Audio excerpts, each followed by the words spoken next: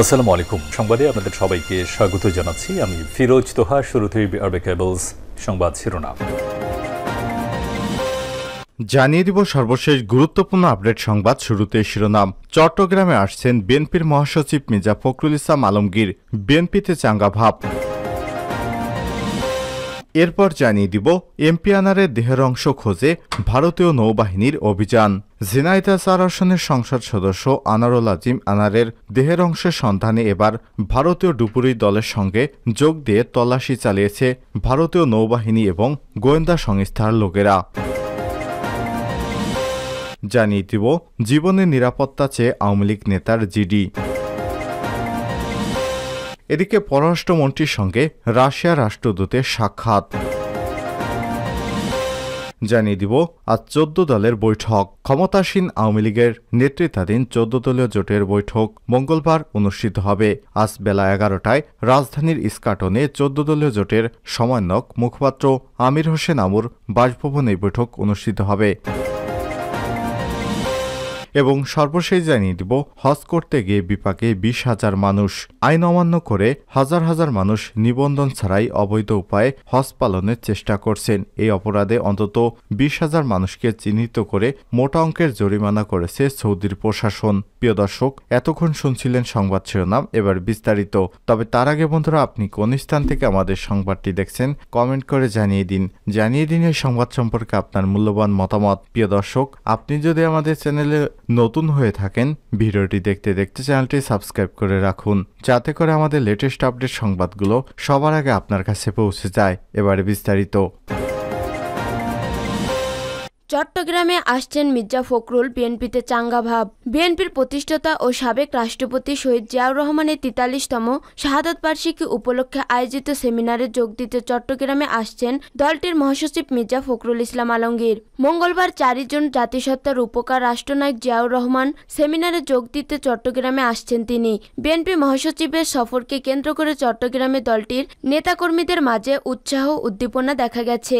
দলীয় সূত্রে জানা গেছে, মঙ্গলবার বিকেল ৩টায় নগরীর institute of engineers Bangla IEB Chattogram মিলন আয়তনে নাগরিক সমাজের সংগঠন চট্টগ্রাম ফোরামের উদ্যোগে এক সেমিনার ও আলোচনা সভা অনুষ্ঠিত হবে। সেখানে প্রধান অতিথি থাকবেন মির্জা ফখরুল। সেই সেমিনারে বুদ্ধিজীবী ও পেশাজীবীরা বক্তব্য রাখার কথা রয়েছে।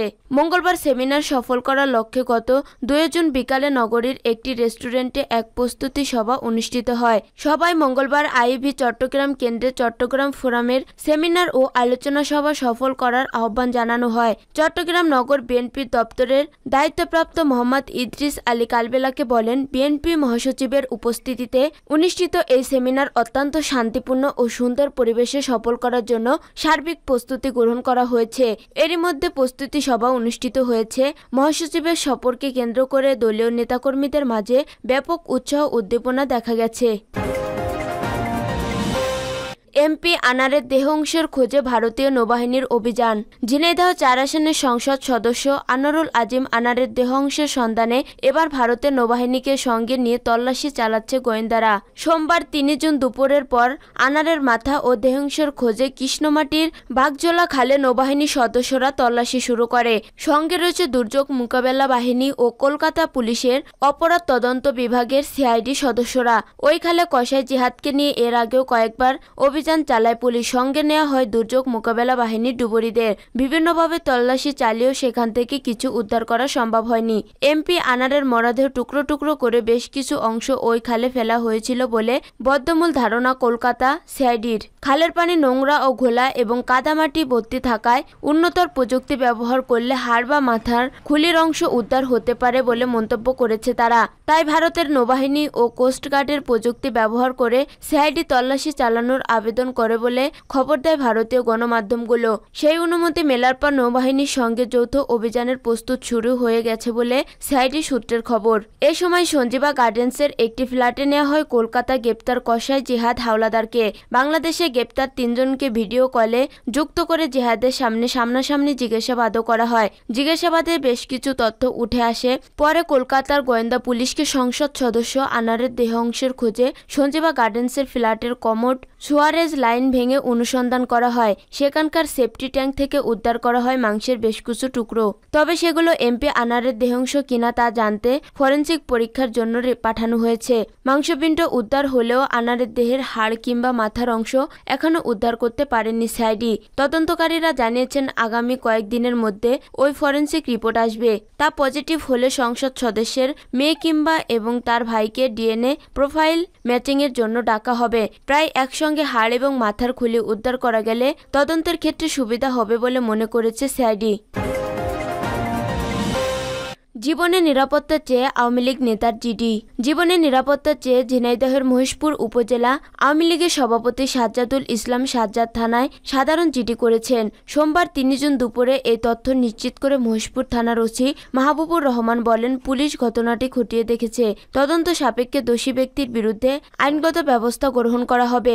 আওয়ামী লীগ নেতা সাজ্জাদ থানায় করা সাধারণ ডায়েরিতে উল্লেখ করেছেন, সোমবার সকাল 9টা 17 মিনিটে তার ব্যবহৃত মোবাইল ফোনে দুটো অপরিচিত নম্বর থেকে কল আসে। মোবাইল রিসিভ করলে অপর প্রান্ত থেকে বলা হয়, জাতীয় সংসদ নির্বাচনে স্বতন্ত্র প্রার্থী সাবেক এমপি শরীফুল আজম খান চঞ্চলের ট্রাক মার্কায় ভোট করেছি বলে আমি পচে গেছি নাকি?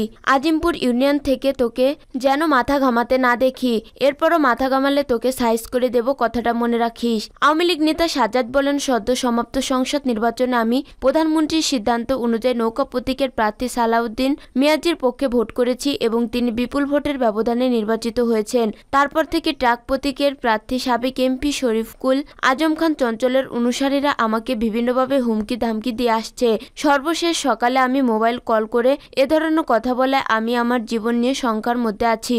এ ব্যাপারে সাবেক এমপি শরীফুল আজম খান চঞ্চলের ভাই মেয়র আব্দুর রশিদ বলেন, দোবালিয়া বিলে বালু তুলে বিক্রি করার জন্য গত 2 জুন এসিল্যান্ড অফিসে ওপেন ডাক হয়। সেখানে সভাপতি সাজ্জাদুল ইসলাম সাজ্জাদ ও সাধারণ সম্পাদক সুলতানুজ্জামান লিটন প্রস্তাব বিস্তারিত করে দুজনে ভাগাভাগি করে নেয়। সুলতানুজ্জামান লিটনের বালু বিক্রি করে দিয়েছে এবং সাজ্জাদের অংশের বালু গাদা সেখানে পড়ে রয়েছে।